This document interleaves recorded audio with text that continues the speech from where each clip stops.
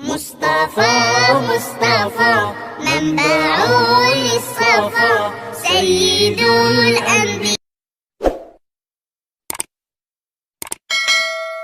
Ya, sebelum penyelenggaraan itu kita lakukan, mesti kita pastikan jenazah itu sudah meninggal betul. Karena ada orang yang masih koma. Itu pernah kejadian di kampung kami.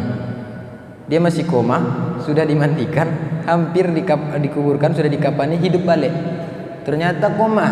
Maka itu mesti pasti itu meninggal. Karena ada orang yang mati suri namanya, ataupun yang masih koma. Itu mesti. Tapi sekarang kan alat kita kan sudah modern, ada dokter spesialis dan sebagainya, kita bisa memastikan itu. Tapi dulu mesti kita juga harus pelajari ini. Mana tahu mereka tidak ada. Ciri-ciri orang yang sudah meninggal dunia itu, menurut yang saya pelajari dari guru, yang pertama, orang tua dulu itu dia bawa cermin. Dia bawa cermin ke jenazah ataupun orang yang disangka sudah meninggal. Lalu cermin itu ditaruh di hidung. Kira-kira ditengok cermin itu menguap atau tidak. Kalau menguap berarti masih ada nafas. Oh, hidup. Tapi badan tak gerak. Satu tandanya. Kedua, orang mati itu coba kita semua pencet telapak kaki. Telapak kaki kita nih. Kira-kira dia kan mencembung ataupun masuk ke dalam dia kaki kita nih. Nah, setelah dipencet.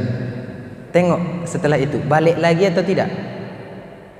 Kalau masih balik, masih hidup. Tapi kalau kita pencet tak balik lagi, sudah mulai diragukan. Tanda kedua.